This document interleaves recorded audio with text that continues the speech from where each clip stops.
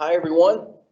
Adam back here with you, with my good friend and comrade here with Supply Network. I've got Mr. Joe Bardowski. He's our VP of Operations for SupplyNet. Welcome, Joe. Thanks, Adam. Great to be here. Absolutely, man. You know, sitting in with Jim and speaking with him and him talking about longtime partners and how long he's been here with us and how long AGF had been with us.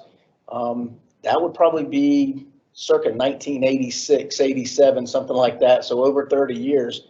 And I'm here to believe that SupplyNet's changed quite a bit since 1986. How does that footprint look for us out in the network these days across the country in the U.S.? We have a pretty comprehensive network, Adam. Our supply network has grown, and we have a very comprehensive network of SupplyNet and fabrication locations. We're a privately held company, and we own and operate our entire network from manufacturing through distribution, customer service, and all the way to delivery. So we have plants, we manufacture here in the United States in places like Michigan, Indiana, Alabama. We've got over 30 distribution sites, branch locations located strategically throughout North America, so we can deliver pretty much anywhere conveniently to our customers. That includes 14 fabrication shops where we provide a full line of fab services like welding, threading, grooving, hangers. We got a great, well-trained staff of professionals in customer service and inventory management, transportation, and supply chain management. We've got a company fleet. We own our own truck line. So we have over 90 delivery trucks, wow, a variety of types of trucks. And again, we own and operate that. So 90 trucks is a big fleet.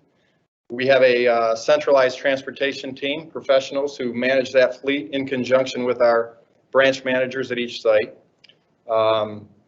We also, we have been moving towards, like with our trucks, we're doing four-way moffets on the back of those so we could provide better service to our customers. They provide better delivery capabilities. We have a variety of material handling equipment at our sites, over 225 forklifts and whatnot to handle just about any type of material handling needs we have in the business, from pipe to plastic to whatever. We offer great will call. Almost 1/5 of our sales go through will call. Will call in every site, all 30 locations, right? Yeah, we do a great business there. So we try to turn our will call quickly. We're set up, if customer places an order in advance, we try to get them in and out in 15 minutes or less. And like I said, on the full line of products, we offer our Viking products that most people are familiar with, Viking plastics, and a full line of related vendor products. Everybody we're meeting with today and speaking with, some of those for sure. Yep.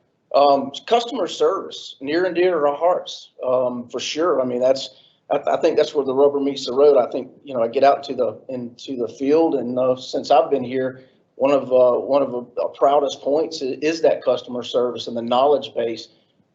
What would you say, 100 years of knowledge, literal knowledge across the country in our customer service base? We have a very experienced team of customer service located throughout the country. Right. We try to locate our staff as close at almost all of our branch locations, and they have hundreds and hundreds of years of experience. And we spend a lot of time on training and retaining folks, and we have a high retention rate. We have very little turnover, but we try to give them the right product training and make sure they're the experts there who can answer anyone's questions. I think they do a good job with that for sure. There are a lot of names out there that, I think sometimes the customer service folks are carrying the weight of a lot of sales team for sure. At least they have them in my case, a lot of cases, or a lot of areas. Joe, we spend a lot of time building business plans year over year and sharing ideas and trying to figure out the best way to attain business, keep business, earn business together, and we build business plans. If I were to take your business plan, what words would show up over and over again inside of your business plan, your location's business plans from an operational standpoint? What shows up over and over again in those plans? Probably quality and consistency and driving operational excellence. So we've made a ton of improvements in the areas of quality, especially in the fabrication side. We're totally obsessed with shipping on time and complete, accurate orders, having zero defects, and minimizing any type of defects on the on welds or threads. Sure. we've seen more than a 50% reduction in defects in many of our locations in the past couple of years. How have you been able to do that? And as far as the fabrication goes and defects, how have you been able to attain that? Well, great question. It didn't happen overnight. It's a process of continuous improvement, right? Sure. Anybody who's been doing this a long time knows it's one step at a time. It's a miracle almost. Some days it is. But we have a great support team. So we have a central support team that kind of supports the whole network. And this team, like for example, we have some welding engineering team members.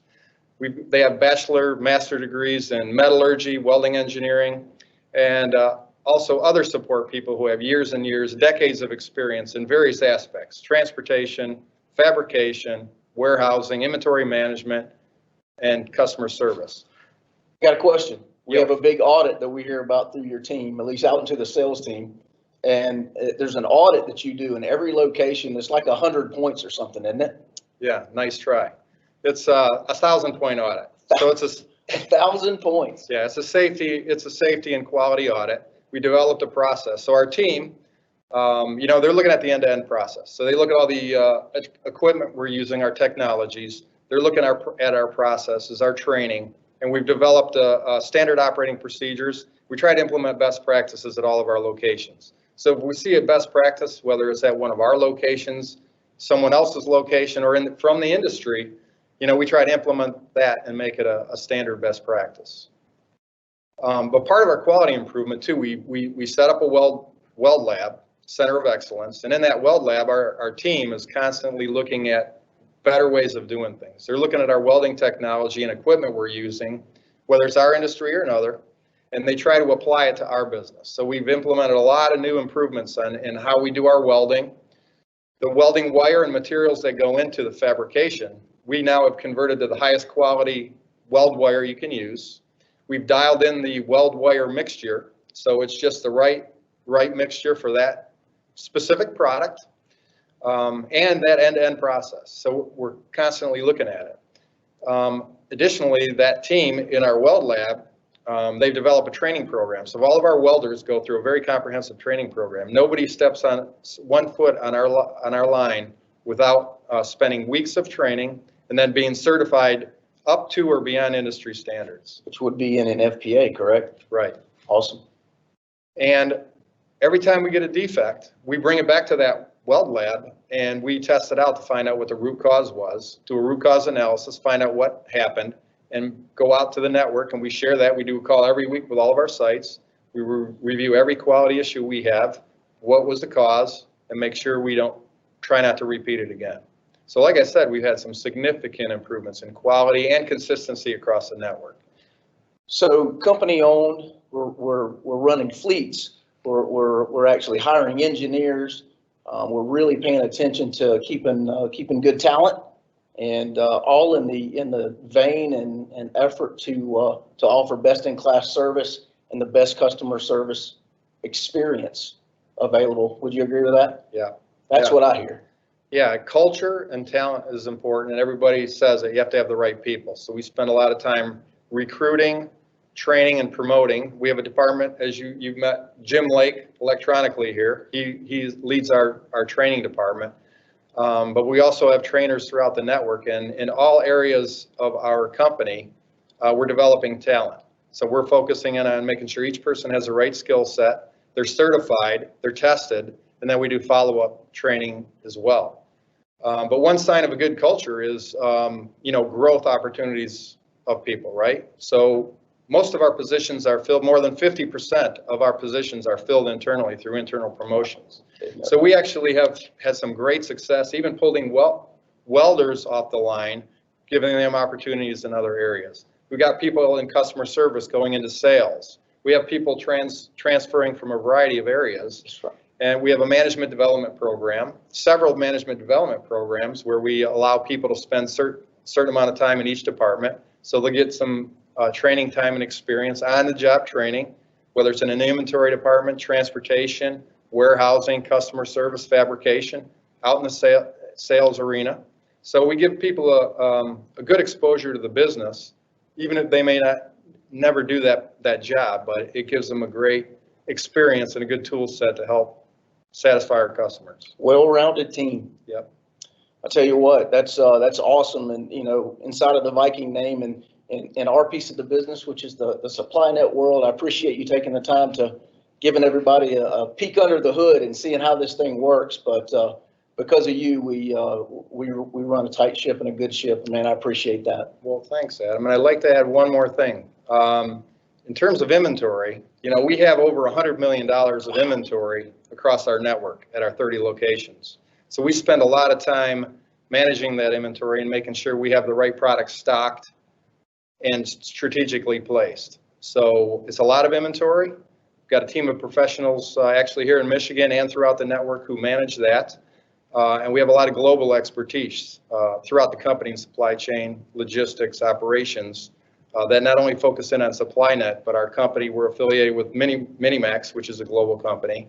And so we have a good broad-based skill set throughout the company. Like I said, we give people opportunities. So from a supply network standpoint, I think this is, we offer some great services. We're privately held.